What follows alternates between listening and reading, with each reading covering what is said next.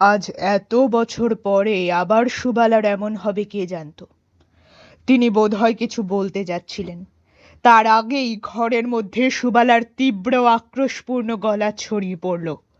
ওই ওই লোকটাই আমার খোকাকে মেরে ফেলেছে, আমাকে মেরে ফেলেছে। আজ রবিবারের বৈঠকে আমাদের নিবেদন তারানাথ তান্ত্রিকের একটি গল্প। শুনতে থাকুন আপনারা। তারানাথের সেদিন কোনো কাজ ছিল না। সন্ধ্যের দিকে এমনিতেই তার বৈঠকখানা ফাঁকা থাকে, আজ যেন বড্ড ফাঁকা। তারানাথ বসে একা হুকো খাচ্ছে। আমাদের দেখে খুশি হয়ে বলে উঠল, আরে এসো এসো, তোমাদের কথাই ভাবছিলাম। কিশোরী বলল, হঠাৎ আমাদের কথা ভাবছিলেন যে বড়? হঠাৎ নয়, আজ সারাদিন কোনো কাজ নেই, বুঝলে। অন্য দিনে কোষ্ঠী করাতে না হোক, অন্তত হাত দেখাতে 2-4 জন এসেই যায়। দিনের খরচটা যা হোক করে, বুঝলে না। আজ একটা পয়সা আমদানি নেই। হাত পা কোলে করে বসে থেকে বিরক্তি ধরে যাচ্ছিল। তোমরা আশায় বাঁচলুম। বললাম, কিন্তু আমরা তো খদ্দের নই। তারানাথ বলল, নাই বা হলে পয়সা না পাই, আড্ডা দিয়ে তো বাঁচবো। তোমাদের তো বলেইছি, পয়সা কম উপার্জন করিনি জীবনে। বৈষয়িক লোক হলে অনেক জমিয়ে ফেলতে পারতাম। পয়সার মায়া নেই আমার, দিন চলে গেলেই খুশি। যাবার সময় কটা পয়সা গোটে বেঁধে নিয়ে যেতে পারবো মনে করো। চারি পিয়ালায় চা নিয়ে এলো। তারানাথ পাকা মজলিশি লোক। চা খেতে খেতে সে গল্প জমিয়ে তুলল। কিছুক্ষণ নানা বিষয়ে কথা হবার পর কিশোরী বলল, ভালো কথা, আজকের কাগজ দেখেছেন? তরুবালা হত্যাকাণ্ডের মীমাংসা হয়ে গিয়েছে। প্রত্যক্ষদর্শীর বিবরণ অনুযায়ী ফাঁসির হুকুমও হয়ে গিয়েছে দেখলাম। জেরার চাপে আর বিবেকের তাড়নায় সে শেষ পর্যন্ত সব স্বীকার করেছে। বস্তুত তার বিবৃতিকে নির্ভর করেই অপরাধীর শাস্তি হয়ে গেল। আমি বললাম, সত্যি মেয়েটার দোষ নেই, প্রাণের ভয় সবারই আছে। তাছাড়া চোখের ওপর একটা খুন দেখলে মনের অবস্থা কেমন হয় কে জানে। একজন মানুষকে 5 হাতের মধ্যে মেরে ফেলা হচ্ছে, ভাবা যায় না। কিশোরী বলল, সত্যি বলেছ, খুনের প্রত্যক্ষদর্শীর মনের অবস্থা কি হয় ভারী জানতে ইচ্ছে করে, কিন্তু কে বলতে পারবে? তারানাথ বলল, আমি পারি। আমি আর কিশোরী তারানাথের কথায় অবাক হয়ে তার দিকে তাকালাম। বলে কি তারানাথ, ঠাট্টা করছে নাকি? কিন্তু সিরিয়াস ব্যাপার নিয়ে ঠাট্টা করবার লোক তো তারানাথ নয়। তাহলে? কিশোরী আমার চেয়ে আগে সমস্ত পরিস্থিতিকে সামাল নিতে পারে। সে জিজ্ঞাসা করল, কি করে বলবেন? তারানাথ গম্ভীর গলায় বলল, কারণ আমি চোখের সামনে একটা খুন হতে দেখেছি। তারানাথের কাছে অনেক অদ্ভুত গল্প শুনেছি, কিন্তু এ ব্যাপারে একেবারেই অপ্রত্যাশিত। এবার কিশোরীও কোনো কথা বলল না। তারানাথ আমাদের দিকে তাকিয়ে বলল, খুন হয়েছিল বটে, কিন্তু সে খুনের জন্য কারো ফাঁসি হয়নি। আমি ছাড়া আরো কয়েকজন প্রত্যক্ষদর্শী ছিল। কেস আদালতে ওঠে, কিন্তু পরে যে খুন করেছিল সে ছাড়া পেয়ে যায়। শুনবে গল্পটা? তাহলে বলি। শুনবার জন্য আমাদের অনুরোধ করবার সামান্যই প্রয়োজন ছিল। তারানাথ এক কলকে তামাক সেজে বলতে শুরু করলো, বছর 10 আগের কথা। তখন আমার কাছে অমরনাথ ভট্টাচার্য বলে এক ভদ্রলোক প্রায়ই আসতেন। ব্যক্তিগত একটা বিপর্যয়ে পড়ে আমার কাছে হাত দেখাতে এসেছিলেন। আমার কথা মতো রত্ন ধারণ করে সে বিপদ কেটে যায়। তারপর থেকে কৃতজ্ঞতা বশতই হোক, আর আমাকে ভালো লেগে যাওয়ার জন্যই হোক, সপ্তাহে অন্তত 3 দিন উনি আড্ডা দিতে আসতেন। অতি অমায়িক মানুষ, আড্ডাবাজ এবং ভালো গল্প বলিও বটে। আমাদের আলাপ খুব জমে উঠেছিল। একদিন অমরবাবু সন্ধ্যের দিকে এসে হাজির হলেন। দেখলাম উনি কিছু অন্যমনস্ক, কোনো চিন্তায় মগ্ন থাকলে যেমন হয়। চা খাচ্ছেন, হ্যাঁ হু করে আমার কথার উত্তর দিয়ে যাচ্ছেন, কিন্তু আড্ডা যেন ঠিক জমছে না। এক সময় বলে ফেললাম, আপনার কি হয়েছে বলুন তো, কিছু ভাবছেন? অমর ভট্টাচার্য এক মুহূর্ত কি ভাবলেন, তারপর বললেন, ভেবেছিলাম বলবো না, কিন্তু এখন মনে হচ্ছে বললে আপনাকেই বলা উচিত। অন্যে হেসে উড়িয়ে দেবে, কিন্তু আপনি হয়তো বুঝতে পারবেন। বললাম, খুলে বলুন। আমার এক বাল্যবন্ধু আছেন, তার নাম বিজয় চাটুর্যে। অনেকদিন বিয়ে হয়েছে বটে, কিন্তু একটি বই সন্তান হয়নি, মেয়ে সন্তান, নাম সুবালা। এখন তার বয়স 13। মেয়েটি দেখতে খুব সুন্দরী, পড়াশোনাতেও ভালো। বিজয় প্রাচীনপন্থী গোঁড়া লোক নয়, মেয়েকে সে লেখাপড়া শিখিয়ে উপযুক্ত করে বিয়ে দিতে চায়। সবই তো ভালো চলছিল, কিন্তু হঠাৎ এক বিপদ উপস্থিত হয়েছে। কি হয়েছে? সুবালা আজকাল কেমন কেমন সব কথাবার্তা বলতে শুরু করেছে, যার কোনো মানে হয় না, এমন সব অসংলগ্ন কথা। বিজয় খুব ভয় পেয়ে গিয়েছে। সে সন্দেহ করছে সুবালার বোধহয় মস্তিষ্ক বিকৃতির লক্ষণ দেখা দিয়েছে। কি ধরনের অসংলগ্ন কথা? অশ্লীল কিছু? আদৌ না। সবার সঙ্গে বসে আলাপ করতে করতে থেমে গিয়ে কেমন যেন হয়ে যাচ্ছে, তারপর একটা ঘুম ঘুম ভাবের মধ্যে নানা অদ্ভুত কথা বলছে। সে কথাগুলো কি? অমর ভট্টাচার্য বললেন, সে ঠিক বলে বোঝানো যাবে না। আপনি চলুন না একবার।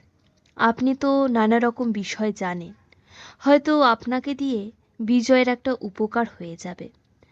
সুবালাকে ডাক্তারের কাছে নিয়ে যাবার আগে আপনি একবার চলুন। বললাম, বিজয়বাবু কোথায় থাকেন? এই কাছেই, অবিনাশ দত্ত লেনে। কাল যাবেন? আমার কৌতূহল জেগে উঠেছিল। বললাম, বেশ তো, বলে রাখবেন আপনার বন্ধুকে, কাল সন্ধ্যার দিকে যাওয়া যাবে এখন। ঠিক আছে, আমি এসে আপনাকে নিয়ে যাব, তৈরি থাকবেন। পরের দিন গেলাম বিজয় চাটুর্যের বাড়ি। সাধারণ মধ্যবিত্ত গৃহস্থ, তবে সচ্ছল অবস্থা। ভদ্রলোক, বেশ সুপুরুষ। 40 পেরিয়েও চুলে পাক ধরেনি বা কপালে একটি রেখাও পড়েনি। আমাদের আপ্যায়ন করে বসিয়ে বললেন, বড় বিপদে পড়েছি ঠাকুরমশাই। আমার এই একটি মাত্র সন্তান, ওর যদি কিছু হয় তাহলে আমাদের আর কোনো সান্ত্বনা থাকবে না। শুনেছেন তো সব অমরের কাছে। বললাম, মেয়েটিকে একবার ডাকুন না দেখি। বিজয়বাবু নিজে গিয়ে হাতে ধরে সুবালাকে নিয়ে এলেন। অমর ভট্টাচার্য ঠিকই বলেছিলেন, মেয়েটি অপরূপ সুন্দরী, বাড়ন্ত গড়নের জন্য সত্যিকার বয়সের চেয়ে অনেক বড় দেখায়। সুবালা ঘরে ঢুকতেই আমি চমকে সোজা হয়ে বসলাম। মেয়েটি সাধারণ মেয়ে নয়।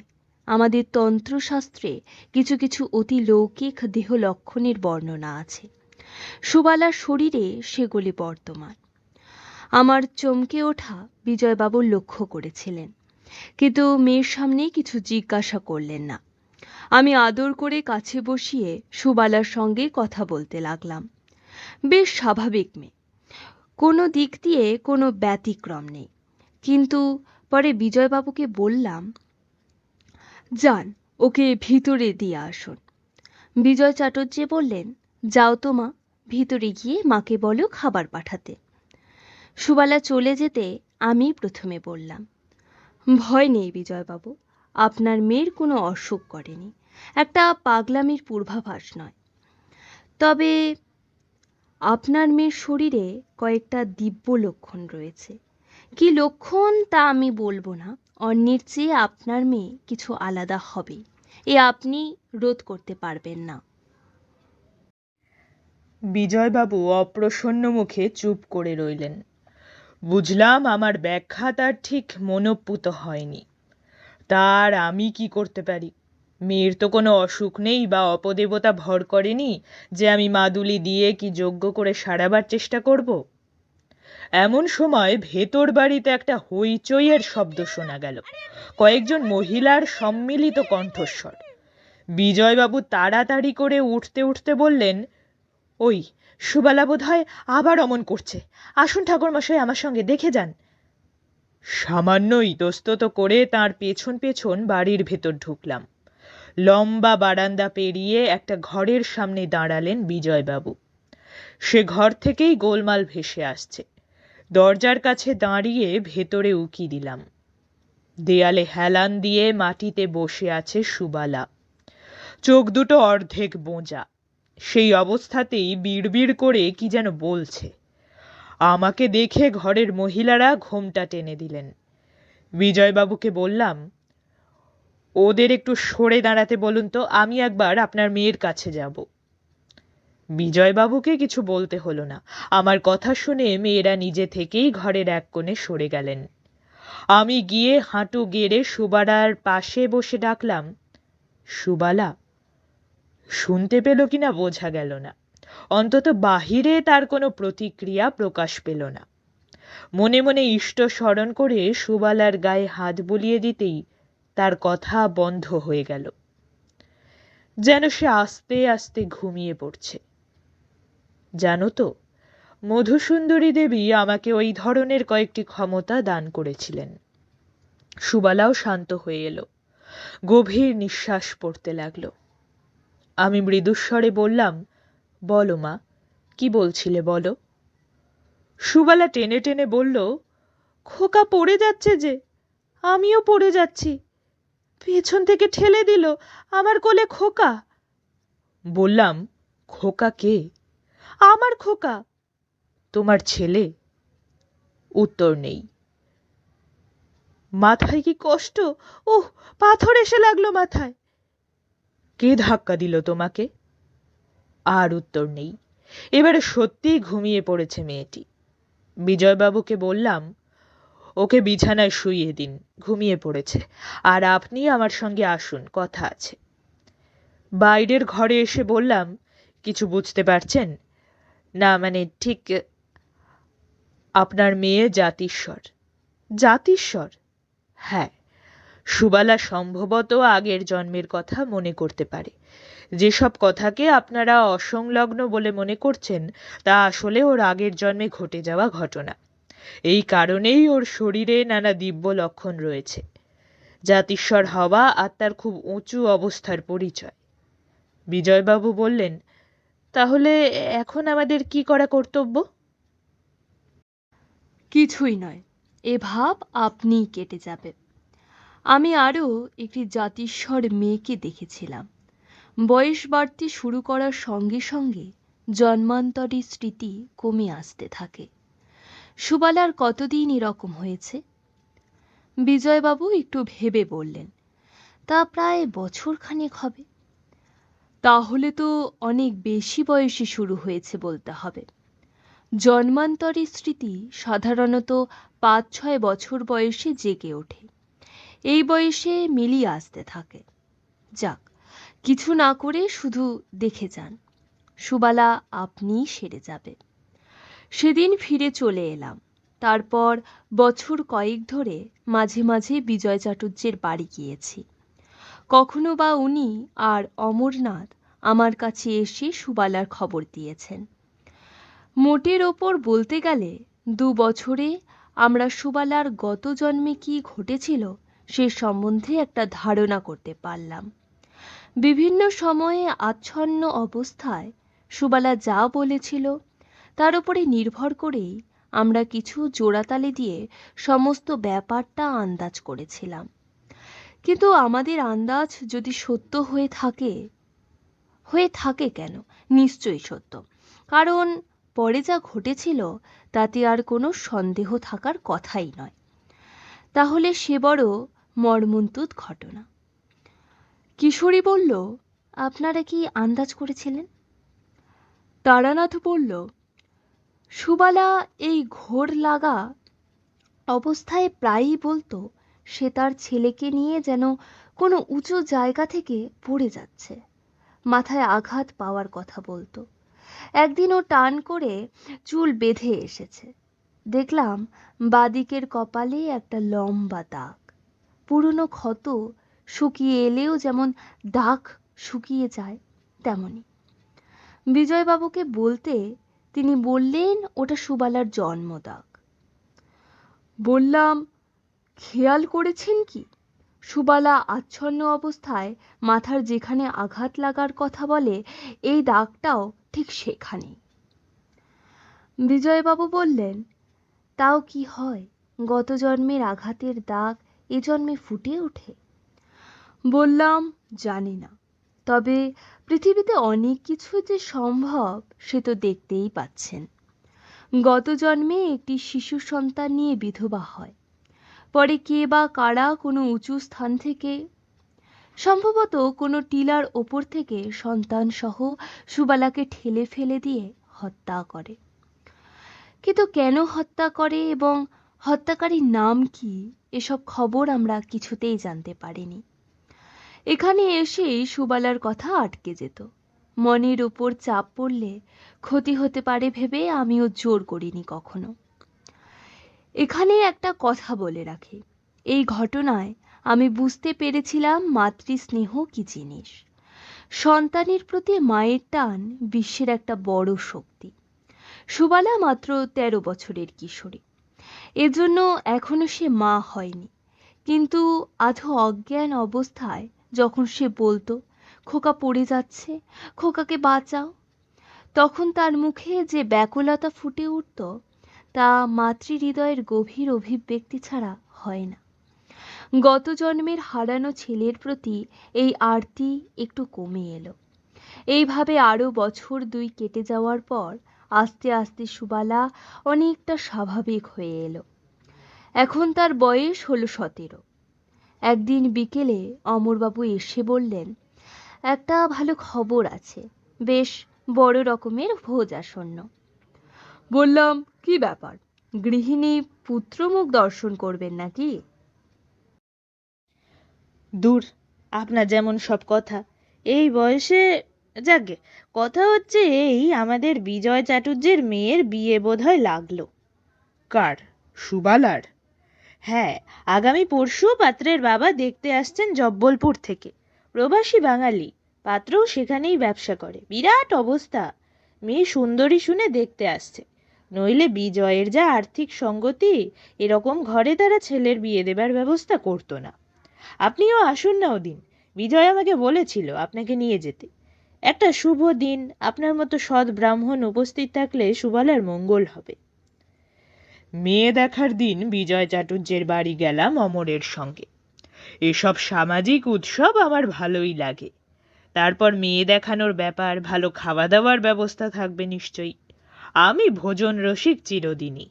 ধুতি চাদর চাপিয়ে বিকেলে গিয়ে হাজির হলাম। তখনও ছেলের বাবা এসে পৌঁছননি। বিজয়বাবু আমাদের আদর করে নিয়ে বৈঠকখানায় বসালেন। তামাক এলো, চা খাবার এলো। বিজয়বাবু একবার সুবালাকে ডেকে এনে প্রণাম করিয়ে নিয়ে গেলেন। সুবালা মাথায় হঠাৎ যেন অনেকখানি লম্বা হয়ে গিয়েছে। চোখ মুখ যেন তুলি দিয়ে আঁকা, সত্যি সুন্দরী বটে। মাথায় হাত দিয়ে প্রাণ ভরে আশীর্বাদ করলাম।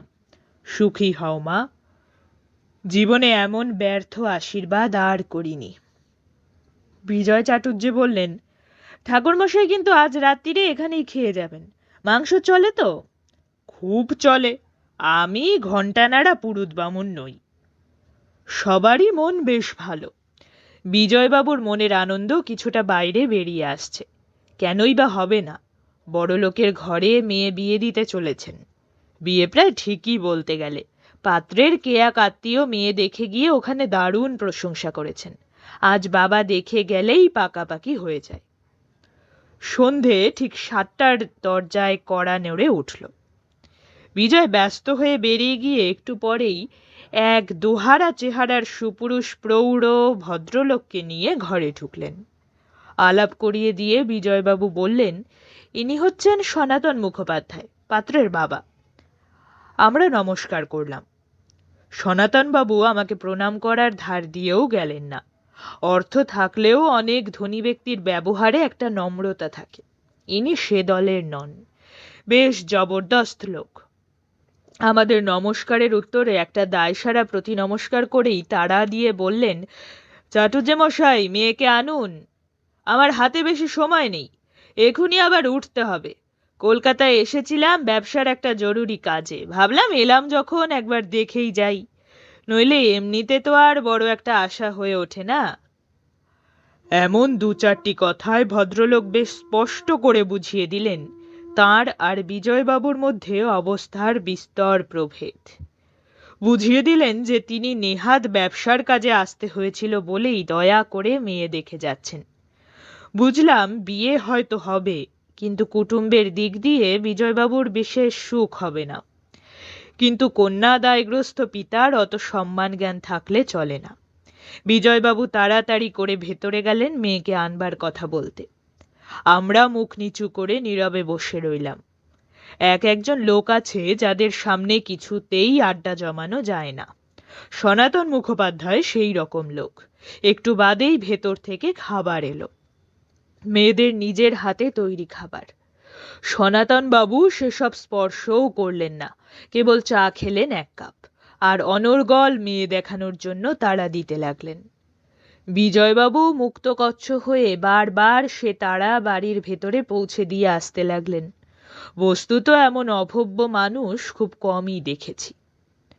এইবার ঘটল আসল ঘটনা, যে কাহিনী বলবার জন্য বসেছি।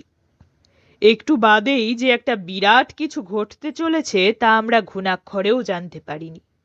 বেশ সুন্দর পরিবেশ, একটি বিয়ের প্রাক্কথন হবে, কিছু বাদে একটি ভোজের আভাসও রয়েছে। কে জানতো কি ভয়াবহ ব্যাপার ঘটতে চলেছে আর কয়েক মিনিটের মধ্যে। ভেতর বাড়ির দিকে চুরির শব্দ হতে বিজয়বাবু উঠে গিয়ে সুবালাকে হাত ধরে ঘরের ভেতরে নিয়ে এলেন। আমি বেশ ভালো করে তখন তার মুখ দেখছিলাম। হলপ করে বলতে পারি সে মুখে তখন কোনো অস্বাভাবিকতা বা পাগলামির চিহ্ন মাত্র ছিল না। আমি সুবালাকে বসতে জায়গা করে দেব বলে উঠে সরে যাচ্ছি। অমরনাথও সরে বসবার উদ্যোগ করেছে। হঠাৎ কেমন একটা অদ্ভুত আওয়াজে মুখ তুলে তাকিয়েই পাথর হয়ে গেলাম। সুবালার চোখ বিস্ফারিত, জিঘাংসু উন্মাদের মতো সে তাকিয়ে আছে সনাতন মুখুজ্জের দিকে। সনাতন বাবুও বিস্মিত হয়ে উঠে দাঁড়িয়েছেন। সুবালার সমস্ত শরীরের পেশি শক্ত হয়ে গিয়েছে, চোখ তীব্র ক্রোধে জ্বলে উঠেছে, ঠোঁটের ভঙ্গি ক্ষিপ্ত। বিজয়বাবু ভয় পেয়ে কি যেন বলতে যাচ্ছিলেন, তার মনের অবস্থা সহজেই অনুমান করা যায়। অনেকদিন মেয়ে এমন করেনি, একেবারে সেরে গিয়েছে। এই ভরসায় তারা বিয়ের ব্যবস্থা করেছিলেন। আজ এত বছর পরে আবার সুবালার এমন হবে কে জানত। তিনি বোধহয় কিছু বলতে যাচ্ছিলেন, তার আগেই ঘরের মধ্যে সুবালার তীব্র আক্রোশপূর্ণ গলা ছড়িয়ে পড়ল, ওই ওই লোকটাই আমার খোকাকে মেরে ফেলেছে, আমাকে মেরে ফেলেছে। বলে কি সুবালা? বিয়ে তো আর হচ্ছেই না, কিন্তু এতে ব্যাপার অন্যদিকে অনেক দূর গড়িয়ে যেতে পারে। বিজয়বাবু ধমক দিয়ে বললেন, আহ, কি বলছিস, চুপ কর। কাকে কি বলা? সুবালা কাল নাগিনীর মতো ফুলছে, বলছে, টাকার জন্য খুন করেছিলি না? দাদাকে মেরে শান্তি হয়নি? সম্পত্তি পাবার জন্য আমাকে আর খোকাকে পাহাড় থেকে ধাক্কা দিয়ে ফেলে দিলি? বেশ, কিন্তু এবার তোকে কে বাঁচাবে? সনাতন বাবুর মুখ সাদা হয়ে গিয়েছে। অবাস্তব অসম্ভব বিভীষিকা দেখলে মানুষের মুখ যেমন হয়। তিনি অস্ফুট স্বরে বলে উঠলেন, বৌদি। সেই মুহূর্তেই সুবালা টলতে টলতে ঘর থেকে বেরিয়ে গেল। বিজয়বাবু স্তম্ভিত হয়ে দাঁড়িয়ে আছেন। অমর ভট্টাচার্য বারবার বলছেন, চলে যান সনাতন বাবু, আপনি এক্ষুনি এখান থেকে চলে যান। আমি তাকে থামিয়ে দিয়ে সনাতন বাবুর সামনে গিয়ে বললাম, বৌদিকে। সনাতন বাবু ঠক ঠক করে কাঁপছেন, বলছেন, আমি আবার বললাম, বৌদি বলে কাকে ডাকলেন? কাকে ঠেলে ফেলে দিয়েছিলেন পাহাড় থেকে? সনাতন বাবু আর কোনোদিন কোনো কথা বলার সুযোগ পাননি। আমার পেছন থেকে হঠাৎ বিজয়বাবু ধর ধর বলে চিৎকার করে উঠলেন। আমি চমকে পেছন ফিরে তাকিয়ে দেখি সুবালা একটা বিরাট বঁটি নিয়ে ঘরে ঢুকেছে। তার কাপড় প্রায় খুলে গিয়েছে, চোখে খুনির দৃষ্টি। আরো পেছনে দৌড়ে আসছেন মহিলারা। ব্যাপারটা চোখের নিমেষে ঘটে গেল। অমরবাবু খাট থেকে নেমে বা আমি আর বিজয়বাবু এগিয়ে গিয়ে বাধা দেবার আগেই সুবালা ঝড়ের বেগে দৌড়ে সনাতন মুখুজ্জের গলায় বঁটিটা বসিয়ে দিল। বিকৃত একটা শব্দ করে সনাতন বাবু পড়ে গেলেন। ফিনকি দিয়ে রক্ত ছুটল। সুবালা পড়ে গেল অজ্ঞান হয়ে। মিনিট 10 পরে মোড়ে ডাক্তারখানা থেকে যখন ডাক্তার নিয়ে ফিরে এলাম, তখন আর সনাতন বাবুর দেহে প্রাণ নেই। ঘন্টা 2 পরে সুবালার জ্ঞান ফিরল, কিন্তু এত সব ঘটনা তার কিছুই মনে নেই। সম্পূর্ণ স্বাভাবিক। সনাতন বাবুর ছেলে কেস চেপে দেওয়ার চেষ্টা করেছিল, কিন্তু পুলিশ ছাড়েনি। পুলিশ সুবালার বিরুদ্ধে খুনের অভিযোগ আনে, কিন্তু জজ বুদ্ধিমান। এ খুনের কোনো মোটিভ নেই। তাছাড়া আসামি পক্ষ থেকে বলা হয়েছিল মেয়ে পাগল। আমার আর অমর ভট্টাচার্যের সাক্ষ্যেও কাজ হয়েছিল। সুবালা খালাস পেয়ে যায়। গত জন্মে টাকার লোভে বিধবা সুবালা আর তার সন্তানকে হত্যা করেছিল সনাতন। সেই সম্পত্তি পেয়েই জব্বলপুরে ব্যবসা ফেলেছিল সে। এদিকে সুবালা কলকাতায় বিজয় চাটুর্যের মেয়ে হয়ে জন্মগ্রহণ করেছে। ভগবানের মার বড় সাংঘাতিক মার। কোথা থেকে সনাতন মুখুজ্জকে এসে শাস্তি নিয়ে যেতে হলো। নিজের জন্য অতটা নয়, কিন্তু তার সন্তানের মৃত্যুর কথা ভুলতে পারেনি সুবালা। সনাতনকে দেখবা মাত্র দপ করে জ্বলে উঠেছিল জন্মান্তরের স্মৃতি। তারানাথ থামল। অন্যদিন গল্পের শেষে কিশোরী যা হোক একটা টিপ্পনি কাটে, আজ সেও চুপ করে বসে রইল। বাইরে ল্যাম্পপোস্টে আলো জ্বলে উঠল। ঘরের মধ্যে কেমন একটা বিষণ্ণতা। তারানাথও আর কোনো কথা বলছে না। শেষে আমি স্তব্ধতা ভেঙে বললাম, আজ যাই, আর একদিন আসবো।